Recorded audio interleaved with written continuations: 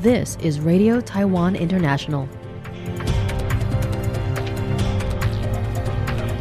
Welcome to the news on Radio Taiwan International. I'm Joey Chow, coming to you from Taipei, Taiwan. We begin with a look at today's top stories for 2025, October 2nd. U.S. intelligence warns China's ferry buildup could aid Taiwan invasion. Formosa Petrochemical is under fire as Taiwan tops global Russian naphtha imports. And Global Cooperation and Training Framework meeting focus on cybersecurity and energy resilience in 2026. But first, a look at today's top story. A classified report by the U.S. Defense Intelligence Agency, DIA, warns China is rapidly expanding and modifying its commercial ferry fleet to support potential military operations against Taiwan. The Five Eyes alliance, composed of the United States, the United Kingdom, Australia, Canada, and New Zealand, tracked about 30 ferries participating in People's Liberation Army (PLA) drills as early as 2022. According to the Australian Broadcasting Corporation, Beijing plans to complete more than 70 large ferries by the end of 2026. Satellite imagery shows landing barges tested off China's coast, featuring extended gangways and stern ramps designed to connect with row-on, roll-off, or so-called ro-ro ferries. Shipyards are producing barges ranging from 110 to 185 meters, which can link together into an approximately 820-meter floating pier. Analysts at the U.S. Naval War College says the design clearly aligns with PLI ferry operations to speed up troop and equipment landings. The Center for Strategic and International Studies, CSIS, said China is building 76 ferries by 2026, ostensibly for civilian use, though many have been filmed in PLA drills. U.S. Indo-Pacific Command warned that direct troop insertions are normally carried out by warships, but the PLA is testing ferries for this role. Targeting civilian ferries could violate international law, but U.S. defense officials say that once operated by the PLA, they would be considered legitimate military targets, even with civilian crews. James Correra of the Australian Strategic Policy Institute said the ferries are, quote, ports that sail, but only matter if China secures sea control. He added they point to growing PLA capability ahead of Xi Jinping's 2027 deadline for invasion readiness. Upon being accused of ramping up imports of Russian naphtha since 2024, Formosa Petrochemical on Wednesday said all purchases comply with regulations and pledged to fully adhere to any stricter rules that may be introduced. A joint report by the Environmental Rights Foundation, ERF, the Center for Research on Energy and Clean Air, CREA, Russian environmental group Eco Defense, and Germany's Urgwald found that Taiwan has become the world's largest buyer of Russian naphtha and continues to import Russian coal. DPP legislators Puma Shen, Shen Boyang, and Chen Guanting, CREA Europe and Russia policy lead Isaac Levy, Eco-Defense founder Vladimir Slivyak, and ERF Corporate Accountability and International Affairs Director Sun Xingxuan attended the report's release at the NTU Alumni Hall in Taipei on Wednesday.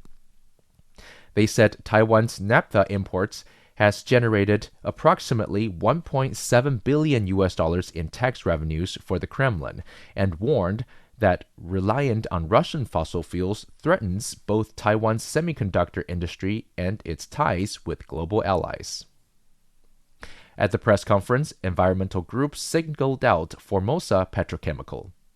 They noted that the state-run CPC Corporation stopped importing Russian naphtha in 2024, but Formosa Petrochemical increased its purchases with 90% of its feedstock now coming from Russia, compared with 9% before the war.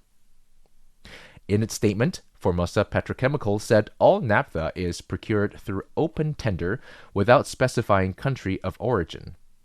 Suppliers must comply with international sanctions and EU CN 27101290 rules, and neither counterparts nor vessels may appear on the U.S. Treasury Office's Foreign Asset Control OFAC list.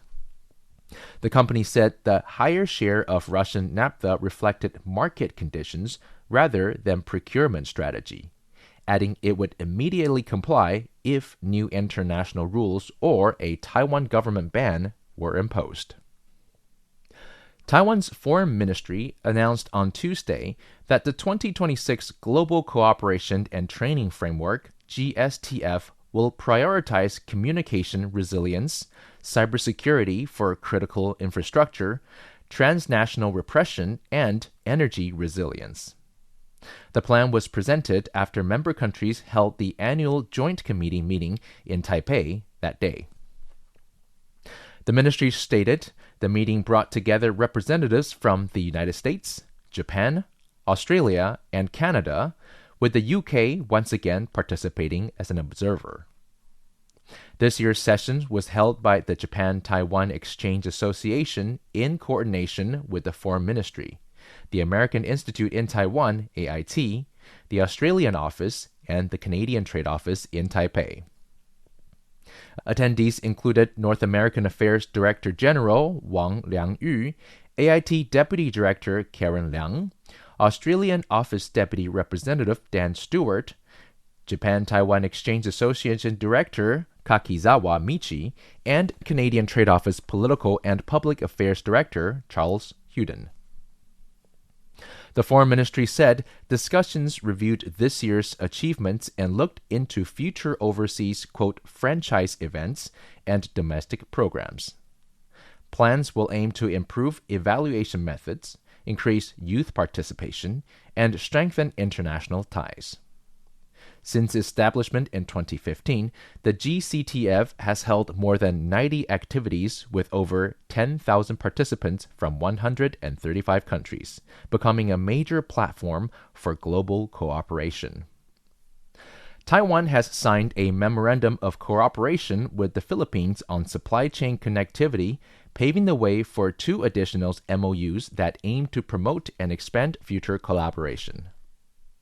On Wednesday in Manila, the Industrial Development Administration, IDA, and the Chinese National Federation Industries, CNFI, co-hosted the 9th Philippines-Taiwan Industrial Collaboration Summit with the Philippine Chamber of Commerce and Industry, PCCI. The event saw the Taiwan Electrical and Electronic Manufacturers Association, TEEMA, and the Semiconductor and Electronics Industries in the Philippines, SEIPI, sign an MOU to jointly advance green manufacturing and sustainable supply chain development.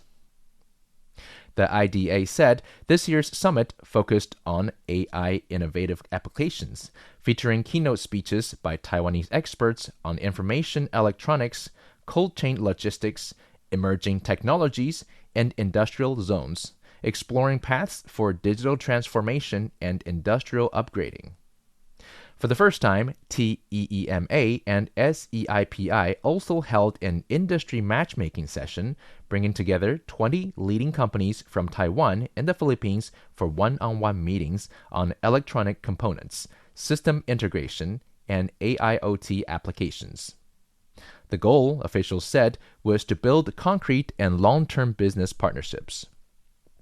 According to the IDA, the agreements will strengthen bilateral cooperations in green manufacturing, cold chain technology, and academic exchanges.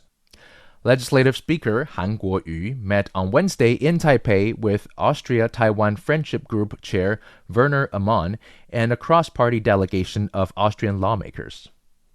Ammann said authoritarian regimes have become increasingly unpredictable and that with Taiwan's proximity to the People's Republic of China, boosting defense budgets is necessary for deterring hostile actions.